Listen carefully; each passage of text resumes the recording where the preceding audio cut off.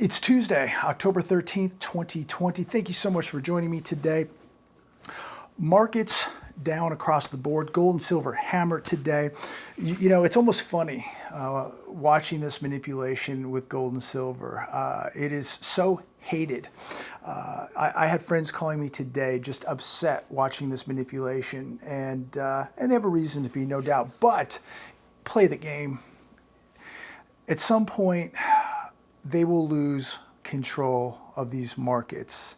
And when they do, there is no more manipulation. But while there is manipulation in gold and silver and what have you, take advantage of it. Take advantage of the sale. I'm buying more. People I know are buying more. Play the game. We know it's going to continue to go up. Everything that's happening in this economy is bullish for gold and silver. So play the game, continue to stack more, take advantage of these dips, of these sales. People I know are doing the same thing, and you can bet the 1% are doing exactly the same thing. They're backing up the truck when there are sales like this. So again, put the odds in your favor, take advantage of the sale, take advantage of the dips, keep buying the two most undervalued assets on planet Earth, gold and silver, because at some point, this lion is going to break out of the cage and they are no longer going to be able to control it. It is going to be a hungry lion, gold and silver. And the manipulation continues. And while it does, play the game. Article today, McConnell says Senate will vote on $500 billion relief package Pelosi rejects. McConnell says Republicans will try one more time on a stimulus deal before the election. So it looks like there will be no stimulus before this election. Looks like there may not be any stimulus for the remainder of 2020. The Senate will vote on roughly $500 billion in new funding for the Payday Protection Program. Dems have suggested that they will not accept this. They're talking $2.2 trillion. The Republicans are at $500 billion, and the Dems want to use a lot of that money to bail out these cities that have bankrupted themselves with irresponsibility and criminality. And they want to bail out these cities and these states. And so it looks like we're not going to get an agreement. And what is that going to mean for the holiday season? I think it's going to be one of the worst. CNBC, Best Western CEO fears for the industry's future. He says it's really bad. Best Western CEO David Kong is seeing the damage to his industry close up. He says the situation we are now in, it's not sustainable. It's really bad, Kong told CNBC. You know, I live in a resort community. This is a touristy area here in Palm Springs, Palm Desert, California. We've got lots of golf courses, lots of casinos. We've got the biggest music events in the world here, the biggest tennis tournament here. This area depends on tourism. Says here in the article, some 38,000 of the nation's 57,000 hotels will close within 6 months without further government assistance. This affects a lot of other businesses because when you take a large hotel like out here, the JW Marriott in Palm Desert that I just filmed at a couple days ago, the massive conventions that place has, I mean, they'll have 2 conventions a week, and it brings in thousands and thousands of people per week. Guess what? They shop at the local retailers. They go to the local restaurants. They rent cars from the local car rental places. They fly in at the Palm Springs airport. They use Uber, Lyft. I mean, the list goes on and on. The economy out here is supported by tourism. It's supported by these hotels. And so when people aren't showing up to the hotels, we're not getting the conventions. They're not going out to the local restaurants, shopping at the local retailers, using the local Uber and Lyft. So this has a huge effect, not just on the hotels, but the surrounding businesses around those hotels, and of course the cities. Encore at Wynn Las Vegas changes operating hours due to low demand. This was really shocking here. Shocking, but not shocking. Beginning October 19th, Encore at Wynn Las Vegas will alter its opening hours. because nobody is going to Vegas, not like they used to. Encore will operate on a 5-day, 4-night schedule until consumer demand for Las Vegas increases. Wynn announced today. Thursday, it opens at 2 p.m. Final checkout Monday at noon. This is, to me, another indicator or another bellwether to what's really happening in the economy. I mean, just take Vegas, for instance. If people have money, if they have a job, if they have credit cards, they're going to Vegas. They're going, to spend 2 or 3 days there. They're going to spend money. But this is a real reflection of what's happening to the U.S. economy, because it isn't just people locally going to Vegas or from California. It's people from all over the U.S., all over the world. It's an international hotspot, right? It's one of the biggest tourism places on planet Earth. People aren't showing up. When the Wynn is shutting down part of the week, that should tell you something right there, that this economy is sick. Wolfstreet.com. Here's some more bellwethers for you. 2 San Francisco Hiltons add to woes of commercial mortgage-backed securities. This is, again, another indicator of what's happening. The Hilton San Francisco Union Square, the Bay Area's largest hotel with 1,921 rooms. That's huge. And the Hilton Park 55, both in the Union Square area, have now been added to a huge pile of hotel properties seeking relief on their mortgages that have been packaged into mortgage-backed securities. This is another ticking time bomb, these mortgage-backed securities, with all this commercial real estate, with all of these resorts and hotels now not being able to pay their bills. The delinquency rate of hotel properties right now currently stands at 22.9%. And it would be a lot worse if you included the resorts and hotels that are actually in forbearance right now. I mean, there are people out there that continue to tell me things are doing great, but we're at nearly 23% delinquency rate with hotels, and that doesn't even include the ones in forbearance. You look at the Wynn, the Encore at the Wynn in Las Vegas, shutting down part of the week. I mean, what does that tell you? If Vegas can't make it, that means there's a lot of people and businesses and resort communities out there that are not making it either. It is truly a reflection of this economy. AMC warns it could run out of cash this year. AMC has warned investors that it's in danger of running out of cash by early 2021. They're hemorrhaging cash. I mean, guys, it doesn't take a rocket scientist to figure out what's going on here. Boeing reports more 737 MAX cancellations. September, no orders. Negative 51 planes on the order books for September. Negative 983 planes year to date. I mean, what we're seeing in the airline industry, but yet they need more bailouts. They're asking for another $25 billion, putting the taxpayers on the hook.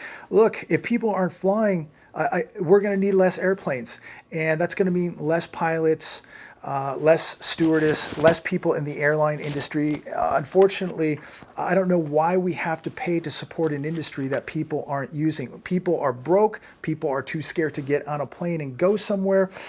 Delta posted another massive loss, warns recovery could take 2 more years. Delta lost more than $11 billion in the last 2 quarters. Why are we giving these companies, these industries, more money to just hemorrhage and bleed out? I can tell you this. We're going to see more pay cuts coming to the pilots of Delta, to the pilots at United, American, and across the board, the airline stewardess, the baggage handlers, the mechanics. Everybody's going to have to take a pay cut. That's just the bottom line. We're going to see more airlines going out of business. And if less people are going to fly, then the market dictates that, right? We should have less planes and less businesses. And so if you're in the airline business, be ready, because we're going to see more mass layoffs, more wage cuts. It's going to obviously be a very volatile industry. Desperate Illinois to borrow from Fed's lender of last resort. I mean, this is unbelievable what is happening. Illinois. is set to borrow several $billion from the Federal Reserve's Municipal Liquidity Fund for a second time if a new U.S. stimulus package and a progressive tax hike scheme for Illinois don't come through. Illinois already borrowed $1.2 billion from the MLF earlier this year. They're the only state so far to tap the MLF.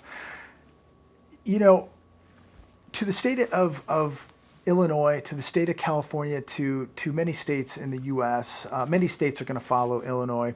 It's time to cut up the credit cards. It's time to end the bad spending. It's time to get responsible. All of this spending. See, here's the problem. These states like Illinois cannot stop spending. They cannot stop borrowing. It's a machine. They keep spending. They need to keep borrowing. Nobody wants to be the bad guy and cut up the credit card. Nobody wants to be responsible.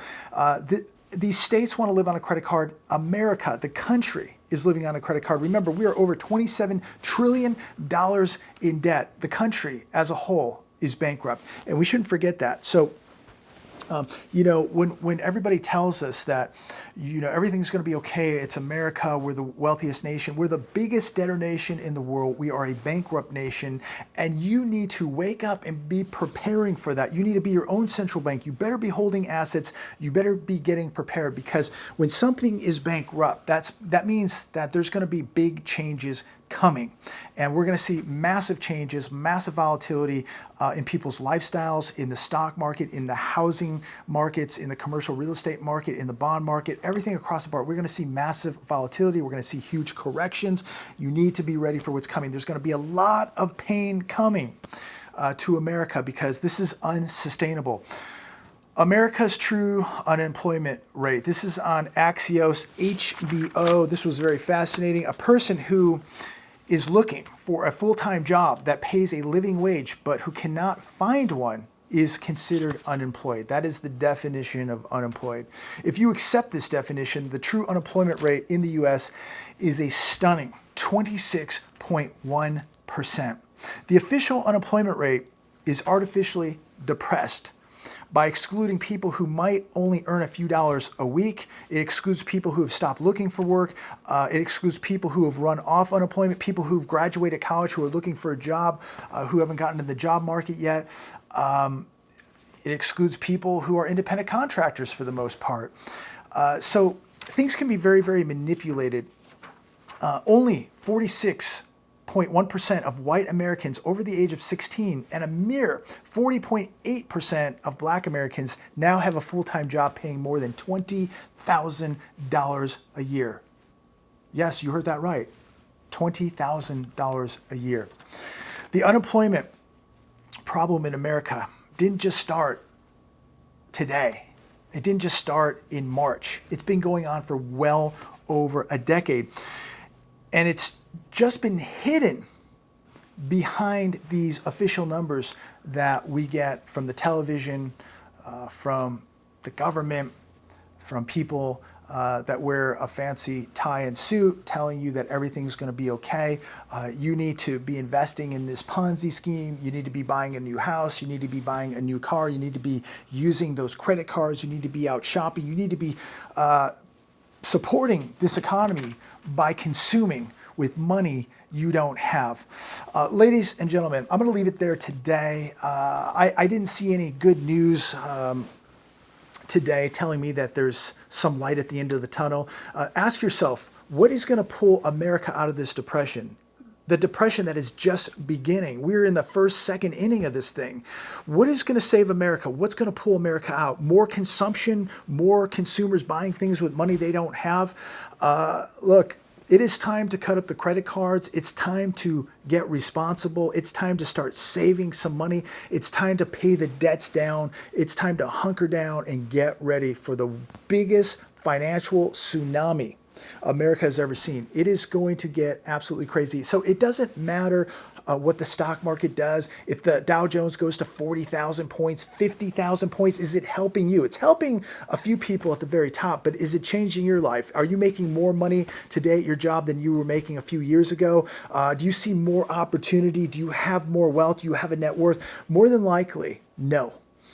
So something's broken. We continue to see this massive wealth inequality and opportunity inequality in America while we're heading into a very, very deep depression. So I see very, very hard times ahead.